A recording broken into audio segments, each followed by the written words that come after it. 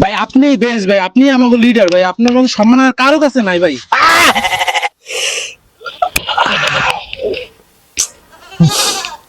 চাপ দিতে কইছি।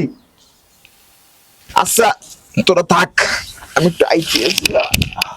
ভাই মনে হয় জিম করে তো এই জন্য ভাই এই জায়গায় বাঘ তাহলে করে না সিংহের মতো কি না কি করে ভাই, কি সম্মান।